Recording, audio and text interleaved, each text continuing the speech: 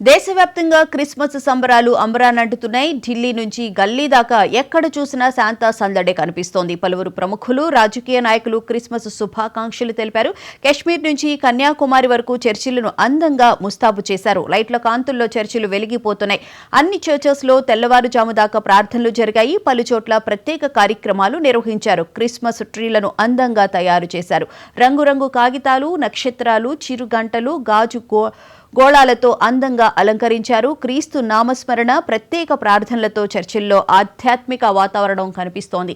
తెలుగు రాష్ట్రాల్లోనూ క్రిస్మస్ సంబరాలు ఘనంగా ప్రారంభమయ్యాయి. రాత్రంతా చర్చిల్లో ప్రార్థనలు, ఆటపాటలతో సందడిగా మారాయి. క్రిస్మస్ ను పురస్కరించుకుని ప్రత్యేక ప్రార్థనలు చేశారు.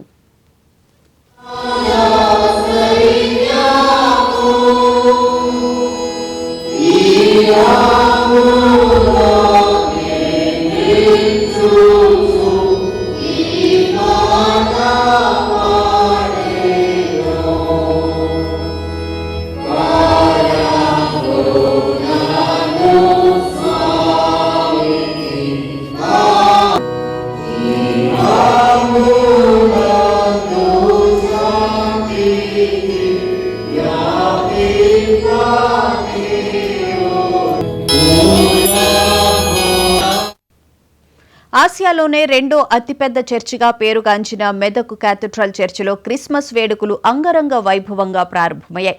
ఆనవాయితీ ప్రకారం యేసుక్రీస్తు జన్మదినాన్ని పురస్కరించుకుని తెల్లవారుజామున చర్చి కమిటీ బాధ్యులు శిలువను ఊరేగింపుగా తీసుకువచ్చి చర్చిలోని ప్రధాన వేదిక మీద ప్రతిష్ఠించారు. ఉదయం తెల్లవారుజామున 4:30 ప్రాతకాల ఆరాధనతో మెదక్ చర్చిలో క్రిస్మస్ మహోత్సవం ప్రారంభమైంది. In charge bishop right reverend Reuben Mark భక్తులకు దైవ వాక్యాన్ని ఇచ్చారు. దక్షిణ ఇండియా సంఘం మెదక్ అధ్యక్ష సంఘం తరపున క్రైస్తవ సోదరులకు బిషప్ యేసుక్రీస్తు జన్మదిన శుభాకాంక్షలు తెలిపారు. సుమారు 5,000 మంది భక్తులు ప్రాతకాల ఆరాధనలో పాల్గొన్నారు. తెలంగాణ, ఆంధ్రప్రదేశ్, కర్ణాటక, మహారాష్ట్రల నుంచి భారీ ఎత్తున భక్తులు మెదక్ చర్చికి తరలిరానున్నారు. ఈ మేరకు సిఎస్ఐ యంత్రాంగం భక్తులకు అన్ని ఏర్పాట్లు చేసింది.